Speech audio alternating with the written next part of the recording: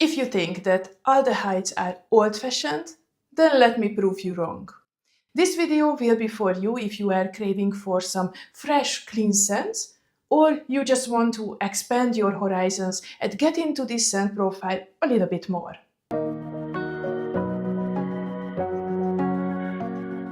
Hi there, welcome to my channel. If you are new here, my name is Diana, and I am your go-to fragrance enthusiast who has been collecting fragrances for over 5 years.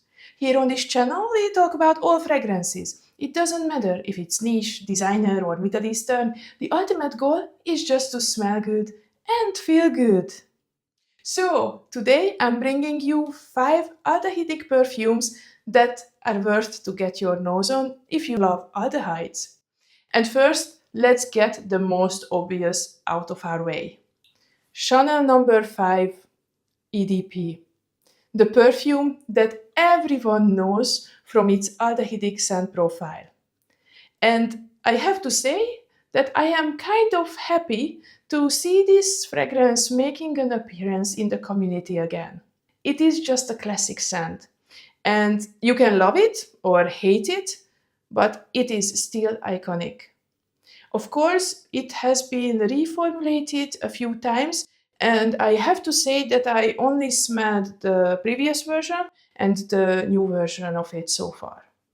The one I have is the current version that's available, which is an aldehydic floral perfume with a woody base. It has many notes, but the most prominent notes are, of course, the aldehydes in the opening.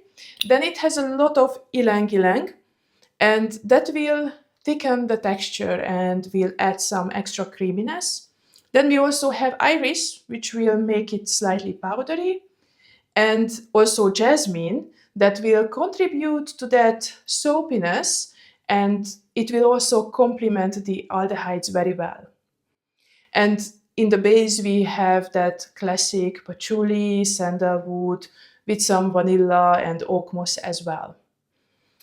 Now, I think I already mentioned it that I used to wear a dupe of No.5 during my early 20s.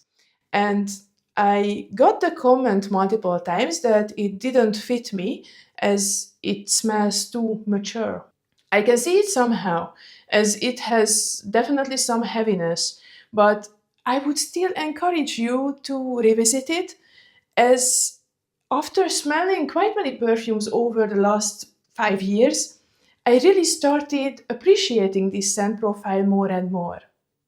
Now, if you still think that No.5 is too much for you, then I would suggest to try No.5 Eau Première, which is very similar to the original one, but this one is more sparkling, more crisp than the original. The base is also lighter, much less heavy, and that creaminess from the sandalwood and ylang-ylang is also a little bit toned down. This one feels slightly fresher and also more modern in a way. It has also less notes, but they still kept some complexity in this perfume. I would really suggest wearing this perfume on warmer days when this sparkling feature will feel even more refreshing. Of course, there is also a low version, and that one is for the citrus lovers. I think I featured it in one of my recent videos. I will link it down below. And if you are interested, then watch that video about this flanker. Then let's move on to some more modern interpretation of aldehydes. And this one has been discontinued, but hey, I think you can still find it sometimes on discount websites. It is Tom Ford's Metallique. Now, this one is a bit of a stranger one. Something that reminds me of the OG Tom Ford brand. It's edgy, it's different, but still wearable. Metallique uses aldehydes to add a slightly sharp metallic feeling to the perfume. In the opening, it really does smell like you have been holding onto the pole in the bus on a very hot day, and then your hands started smelling like metal. But don't be scared, because this scent will, of course, calm down a bit as the perfume dries down. And the dry down is basically a powdery vanilla scent with a tiny bit of this metallic feeling. I find this one absolutely wearable, very clean smelling, and also somehow it makes me feel put together. So please don't be afraid of it. And if you still have the chance to try it, I absolutely recommend it. Now, the next one is going to be a perfume that I was wrong about. First, I remember that I did not enjoy it. But then I had the chance to sniff it again the other day, and I ended up buying a full bottle of it. It is YSL's Libre l'Absolu Platine, and I hope I'm saying it right. So I don't know if it was the aldehydes or the lighter nature of this Libre flanker, but when I tried it, I felt that it was a bit empty. I felt that the perfume fell apart on my skin and I did not get a robust base that you can smell after a couple of hours. But now I know that it was likely because of the aldehydes and also the amplified amount of lavender.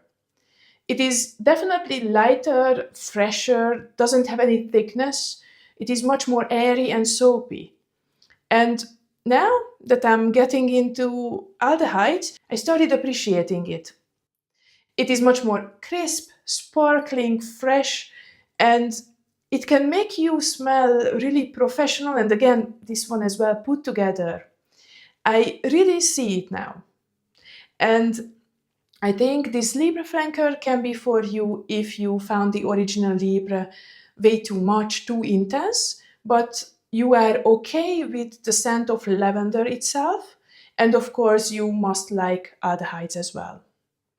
And then the last one is the newest release from Narciso Rodriguez, which is Pure Musc Blanc for her. And I find this one the freshest and the muskiest of all. This is very clean smelling, very fresh, and I can see it also becoming your signature scent, as really you can wear it to any occasions. You can dress it up, you can dress it down.